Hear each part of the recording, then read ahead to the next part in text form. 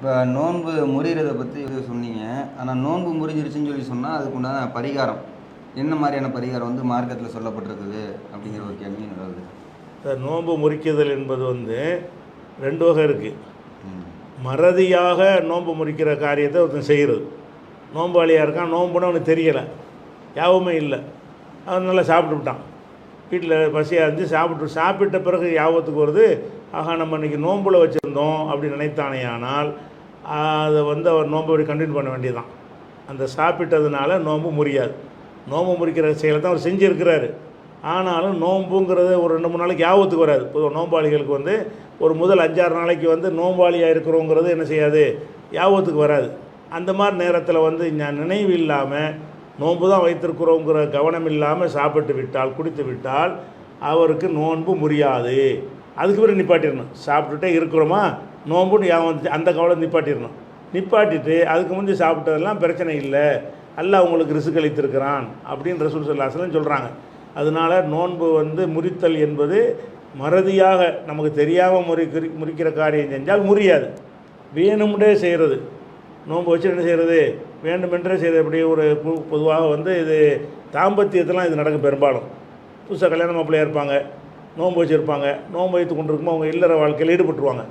அப்படி செஞ்சிட்டாங்கன்னு சொன்னால் நோன்புன்னு கண்டிப்பாக தெரியும், யாபத்தில் இருக்கும். இருந்தாலும் அவர்கள் மீறி இந்த மாதிரி செஞ்சிட்டாங்கன்னா அதுக்கு என்ன செய்வது. ரசூலுல்லாஹ்ட்ட ஒருத்தர் இப்படி கேட்குறாரு, அல்லாஹ்வுடைய தூதரே நான் நாசமாக போயிட்டேன், என்னப்பா செஞ்ச, நோன்பு வைத்து கொண்டு நான் தாம்பத்தியத்தில் ஈடுபட்டுட்டேன் அப்படின்னு சொல்கிறாரு. அப்போ ரசூல் ஸல்லல்லாஹு அலைஹி வஸல்லம் கேட்குறாங்க, அப்படியானால் உனக்கு ஒரு அடிமையை விடுதலை செய்ய இயலுமா? இதுக்கு பரிகாரம். ஒரு நோன்பை வேணும்னு முறித்தா அதுக்கு பரிகாரம் என்ன? ஒரு அடிமைங்கிறது பல லட்சம் ரூபாய் மதிப்புடையதாக இருக்குது அந்த காலத்தில். இந்த காலத்து கணக்குப்படி பார்த்தா பல லட்சங்கள் வரும். அப்போ அந்த மாதிரியான ஒரு அடிமையை விடுதலை செய்யலுமான்னு கேட்குறாங்க. இல்லை, அந்த மாதிரி என்கிட்ட வசதி இல்லை அப்படிங்கிறாரு. அப்போ ரசூல் ஸல்லல்லாஹு அலைஹி வஸல்லம் கேட்குறாங்க, அப்போனா 60 நாள் தொடர்ச்சியாக நீ நோன்பு வைக்க இயலுமா? தொடர்ச்சியாக விட்டுலாம் வைக்கக்கூடாது, கண்டினியூவாக 2 மாதம் வைக்கணும். 60 நாள் தொடர்ச்சியாக நோன்பு வைக்க இயலுமா? பரிகாரம். ஒரு நோன்பை வேணும்னு முறிச்சா பரிகாரம் என்ன? 60 நோன்பு வைக்க, 60 நாள் நோன்பு வைக்கணும். அவர் என்ன செய்ய, 60 நாள்லாம் முடியாது, அவ்வளோக்கு எனக்கு சக்தி இல்லை அப்படிங்கிறாரு. அப்போனா ஒரு 60 ஏழைக்கு உனக்கு உணவு கொடுக்க முடியுமா அப்படின்னு கேட்குறாங்க. அவர் 60 ஏழைக்கு இல்லை, நான் அவ்வளோ வசதியான ஆள் இல்லையேங்கிறார். 3 தான் பரிகாரமே. 3 அவற்றை இல்லை, அடிமையும் இல்லை, 60 நாளைக்கு நோன்பு வைக்கக்கூடிய சக்தியும் இல்லை, 60 ஏழைக்கு உணவு கொடுக்கக்கூடிய அளவுக்கு வசதியும் இல்லை. இப்படி அவர் இருக்கிறார். இதை சொல்கிறார். அப்போ ரசூல் ஸல்லல்லாஹு அலைஹி வஸல்லம் சொல்கிறாங்க, அப்படி கொஞ்சம் இரு அப்படின்னு சொல்லிட்டு அவருக்காக உதவி செய்யுங்கள்னு கேட்குறாங்க. ஆளாள் கொண்டாந்து பொருள்களை கொண்டாந்து கொடுக்குறாங்க. கொடுத்தோன்னே ஒரு மூட்டை அளவு சேர்ந்து போச்சு. அப்போ ரசூலுல்லாஹ் சொல்கிறாங்க, இதை எடுத்துக்கிட்டு போய் ஏழைகளுக்கு 60 ஏழைக்கு உணவு கொடுக்கணும்ல, இதை கொண்டு நீ உணவு கொடுத்துரு.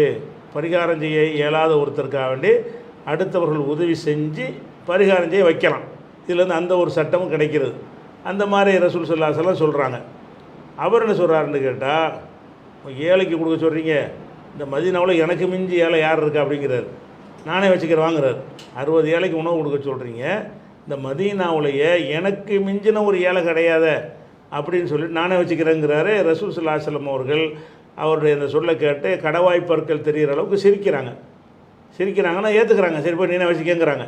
அப்போ அந்த பரிகாரம் செய்வது என்பது சக்தி இருந்தால் தான் பரிகாரம், இல்லாட்டி விட்டுற வேண்டியதான். பரிகாரம் இல்லை. இப்போ சிலருக்கு இவர் நோம்பு வேணும்னு முறிச்சிருக்கிறாரு, சக்தி இருந்தால் அடிமை விடுதலை செஞ்சுருப்பார், இல்லை சக்தி இருந்தால் 60 நாள் நோன்பு வச்சுருப்பார், அதுக்கும் சக்தி இல்லை. சக்தி இருந்தால் 60 ஏழைக்கு உணவு கொடுப்பார், உணவு கிடைச்சி போச்சு, கிடைச்சவொன்னே சொல்கிறார், எனக்கு நான் தேவையுள்ளவனாக இருக்கிறேன், நான் எங்கள் அடுத்தால் கொடுக்குறது அப்படிங்கிற அப்படின்னு வச்சுக்கங்கிறாங்க.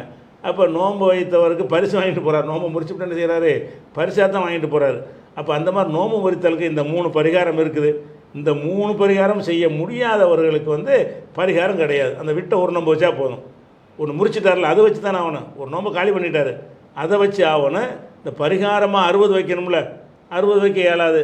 அவர் கொஞ்சம் தளர்ந்து போனால் ஒரு நோயாளி இருக்கார், இதை அவசரப்பட்டு இந்த மாதிரி நோன்பை முறிச்சிட்டார், அப்படி இருக்குமே. ஆனால் அல்லது தெரிஞ்சுக்கிட்டே பசியாக இருக்குது சாப்பிட்டு விட்டார், நோம்பாளின்னு தெரிகிறது, இருந்தாலும் வயிற்ற கிள்ளுது, சரி என்ன போட்டு அப்படி சாப்பிட்டு விட்டார், வேணும்னு சாப்பிட்டார்ல, அப்படி சாப்பிட்டாரையானால் இவருக்கு என்ன கடமை, 60 ஏழைக்கு உணவு கொடுக்க இயலுமான்னு பார்க்கணும், 60 நோன்பு வைக்க இயலுமான்னு பார்க்கணும். இப்போ அடிமை இப்போ கிடையாது, இந்த 2 தான் பார்க்கணும். இந்த 2க்கு சக்தி இல்லைன்னு சொன்னால் அவர் ஒன்றும் செய்ய வேண்டியதில்லை. என்ன செய்யணும், விட்ட ஒரு நோம்பை எல்லாம் தௌபா செஞ்சு மன்னிப்பு கேட்டுக்கிட்டு ஒரு விட்ட ஒரு நோம்பை வச்சிட வேண்டியதான். பிறகு அதுதான் அது பரிகாரம். அல்ஹம்துலில்லாஹ். இப்போ இந்த இதுக்கு முன்னாடி பதிலில் வந்து வேணும்னே சாப்பிட்டா வந்து நோன்பு வைக்கணும் அப்படின்னு சொல்லி சொன்னீங்க.